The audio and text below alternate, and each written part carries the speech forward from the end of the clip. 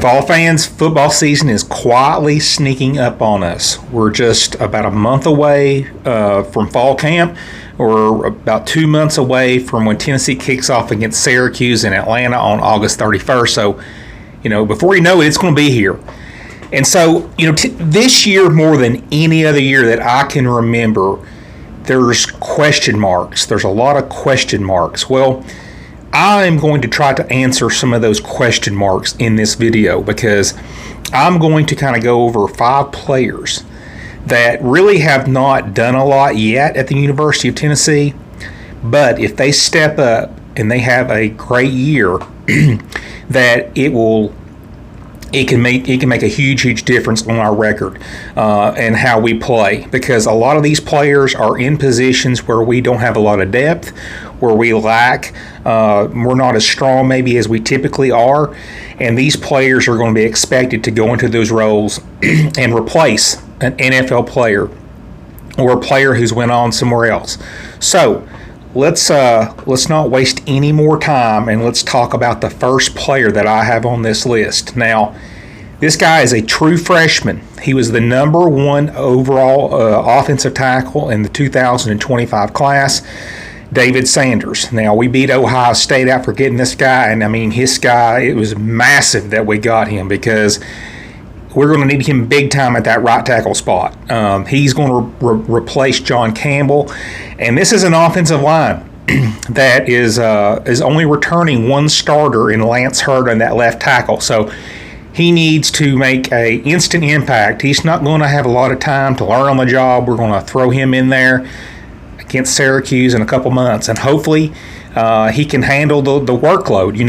As a freshman, it is a tall task to go against guys that have been in a system 3, 4, 5 years. But David Sanders is he's a talent that doesn't come around a lot. So I have high hopes for him. This guy was the North Carolina Gatorade Player of the Year.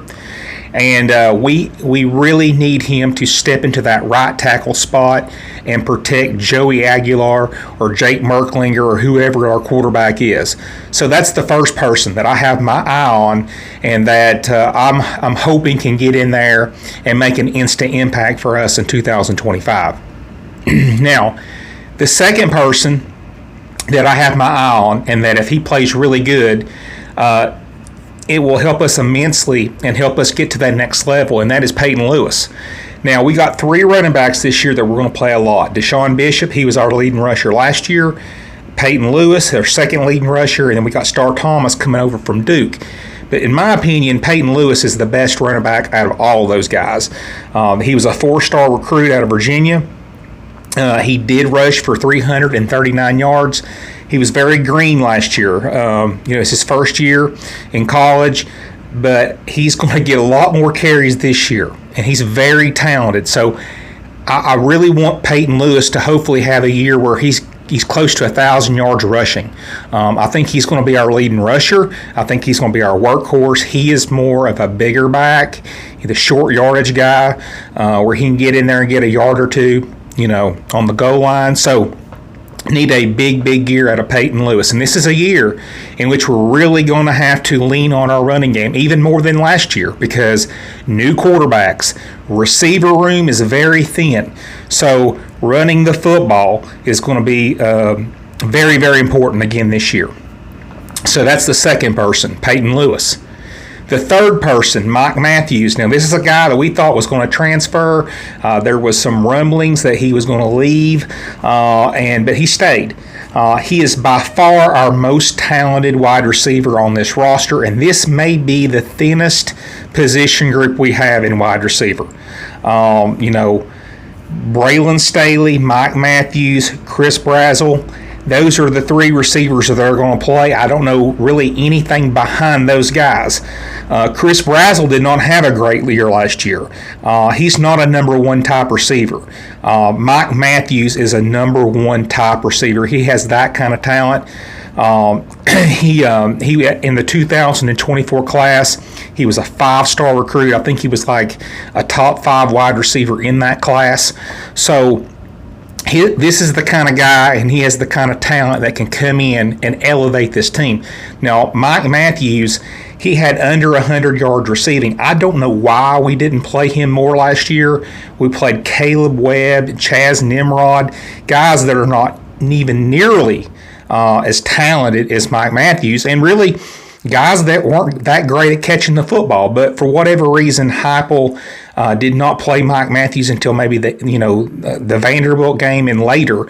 And I don't know if that's because he just didn't know the offense or what. But anyway, he's going to have a big year this year. He's going to have, in my opinion, I want him to get over 800 yards receiving. He's going to have that time of year. He's going to have to be a reliable target for whoever the quarterback is, whether that's Joey Aguilar or Jake Merklinger. So, number 3, Mike Matthews is who I have my eye on. And number 4 is Joshua Josephs. Now, this is a guy who was in that rotation last year. He played a lot. He is not new to the scene, but he was not the primary starter. James Pierce was the primary starter. And, that opens up a huge, big void, because James Pierce was a first-round selection for the Atlanta Falcons. A great talent. And he is going to be expected to go into that role and replicate the same success. Now, here's the thing, guys. We were horrible. Well, we weren't horrible, but we were not great at sacks last year. We were 50th in the country. Now, it is horrible you compare the 2023 season to the 2024 season. In 2023, we were 9th in sacks. We had like 8 more sacks in 2023 than we did in 2024. We did not get to the quarterback near enough. Some games that come to my mind where we struggle to get pressure on the quarterback.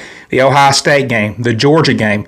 If we would have got pressure on Carson Beck, it would have made a huge difference in that football game alone. So we got to be able to have our edge players, and that will be the role he's in, that edge player, or that edge position, and he's going to have to be able to facilitate pressure and get after the quarterback and make his life difficult. So Joshua Josephs, he only had 1.5 sacks last year. He needs a lot more of that this year. He needs to be able to get after the quarterback and get this Tennessee team in the top 25 and sacking the quarterback in 2025.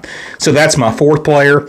And the 5th player here is, and this is not too much of a surprise, but Boo Carter. Now, Boo Carter played a lot last year, but his role is going to be much bigger this year. He is an immense talent. He had 38 tackles last year. 28 of those were solo. I mean, I don't know how many of y'all saw some of those open field tackles that he had, but I was very impressed with his tackling ability. This guy was the number 2 overall athlete in that 2024 class. He was the number 1 overall recruit from the state of Tennessee, and so he is going to be expected this year to field more punts, and he is electric. And he's also going to be expected to be on the offensive side of the ball and catching the ball. And he's going to be an X factor for us. Hopefully, Heupel can put him in some situations where he can get a touchdown, have a huge gain, and just help this offense out, because I think this offense is definitely going to struggle probably with a new quarterback in the first half of the season. So we need him to have a big year, not just on the defensive side, but special teams, offense. Boo Carter is going to be that X factor in 2025, and I'm going to have my eye on him and see what he does for us this season. So anyway, guys, that was a short video, not a lot to talk about, but those were just there was at least 3 names there that I think a lot of people don't talk about as far as players are going to be watching in 2025. But I wanted to list 5 guys that I was really going to have my eye on this year. And if those guys can have a great year, Tennessee is potentially a 9+ win team if those guys can step up. So, the season hangs on their performances because they're going to be going into positions that there's a void. And we have to have somebody step in this season and have a big year. So anyway, guys, I appreciate you tuning in, and I'll talk to y'all later.